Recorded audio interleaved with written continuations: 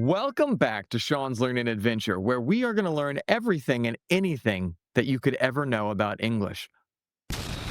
Yes, you right there. You're here to learn English, and I'm here to help you. Now, today we're going to learn something interesting. It's a little bit about some grammar, sentence structure. We're going to learn about how the subject and the verb must agree in English. Subject-verb agreement. Now, first of all, to begin with, we need to define a subject, and we need to define a verb and how they function in a sentence. Now, the subject is a thing, the part that tells us who or what the sentence is about. A subject could be like Tom or Susie or even the car.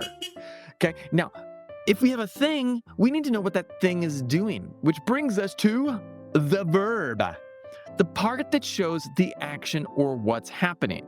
Now, a noun and a verb generally are one major part of a sentence. Tom runs.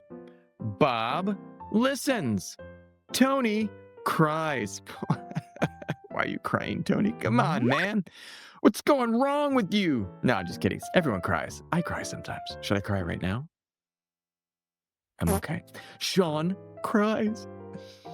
Sean is the subject. Cries is the verb. But I'm not crying right now. I'm just teaching you guys, though that sometimes makes me want to cry. It's true. All right, let's move on. Now, in English, the subject and the verb must agree. Hi, I'm the subject. Hi, I'm the verb. We love each other and we agree. Now, if they don't agree, we can get problems.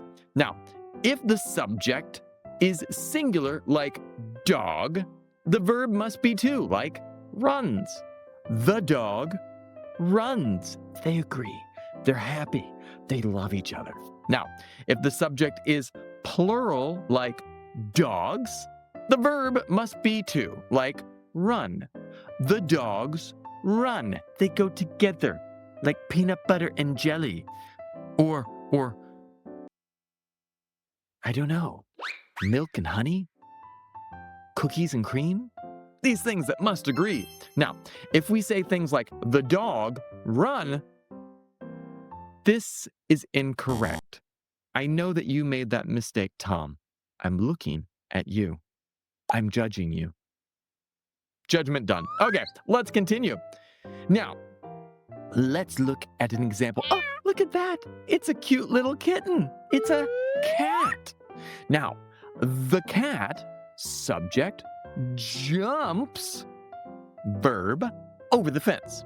Now, in this sentence, cat is a singular subject. There's only one. So the verb jumps is also singular. And they agree in number. One cat, and it jumps. You got that? All right. Now, let's keep going. Techniques to identify the subject. Now, let's rewind for a second. Come on, guys. Isn't that cat cute? And look at it jump over the fence. Like it's cutely jumping. I don't know about you, but it's kind of hard to jump over a fence. I'd like to see you try. Hopefully you don't fall. I know I would. Let's continue. All right. Techniques to identify the subject. Look for who or what the sentence is about. Let's go back to our last sentence. The cat jumps over the fence. Who is that about? It's about the cat. That beautiful, amazingly stylish and cute cat. Now, find the action in this sentence and ask who or what is doing it. Now, Tom cries. Tom's crying. And that's so mean, Tom. We love you. Just kidding. You can cry any day. But who is doing the action? Tom is. Tom is crying. Sorry. No, crying's normal. Examples of subject identification in different sentence types. In the simple sentence, the sun shines, our subject is the sun. Pretty easy, right? The sun shines. Great. We can also look at how these agree in the question. Now, who is coming to the party? Our subject is who. We know who is our subject. Now, in a command, clean your room. Now, a command is a little bit different because in a command, we actually drop the subject. So in a sentence, clean your room, our subject is going to be you, but because it's a command, we can get rid of that. It's fun and complicated. Now, in a longer sentence, look at this one. It's so cute. The curious cat with the fluffy tail chased the colorful butterfly. Now, notice there's a lot of adjectives in that sentence as well. Now, our subject is the curious cat with the fluffy tail. All of that is describing the cat. The cat, again, is our subject. We just gave a lot of extra information to know which cat and why it's so adorable. Kawaii! My daughter is somewhere judging me right now. All right, a verb. Now, we're going to talk a little bit about a verb. Now, how do we identify the verb in a sentence? First of all, we need to look for the action or what is happening in the sentence. Ask yourself, what is the subject doing or being? What is the subject doing or being? Now, once we recognize different types of verbs, what is doing the action? Again, going back to the cat jumps. Our cat is the one jumping. Pretty cool.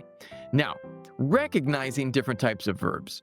Now, we have lots of different types of verbs. We have action verbs, we have linking verbs, and we have auxiliary verbs, just for some examples. And let's take a look at some of these examples. Here is an action verb. It shows an action. Example, she dances gracefully, kind of like me. Maybe not so graceful, right? Now, our verb there is dances. She dances.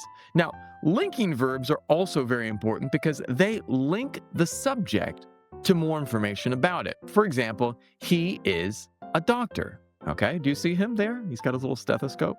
He is a doctor. Now, is a linking verb. It connects two things. But we're going to talk about one more type of verb. This is an auxiliary verb. Now, it helps the main verb in a sentence. Example, I have eaten lunch. Now, here, have is actually an auxiliary verb and helps the word eaten make more sense. For those of you that know, this is the present perfect, which is super cool. Now, explanation of subject-verb agreement. Subject-verb agreement means that the subject and verb in a sentence must match in number, singular or plural, and also in person, first, second, and third. Now, common rules for ensuring agreement in number and person. When we have a singular subject, we need it to go with a singular verb. The dog barks loudly. Subject is the dog, that terrifyingly evil little monstrosity over there, and the verb is barks. The dog barks. Now, with a plural subject, there's two of them now. Ugh. Now, plural subject with a plural verb. The dogs bark loudly. Do you see those little yappy dogs over there? Yeah. The dogs bark. Now, dogs bark. The dog barks. One dog barks. Two dogs bark. Subject-verb agreement in English. Now, first-person subject with a first-person verb. I am happy. Now, our subject is I. The verb is am.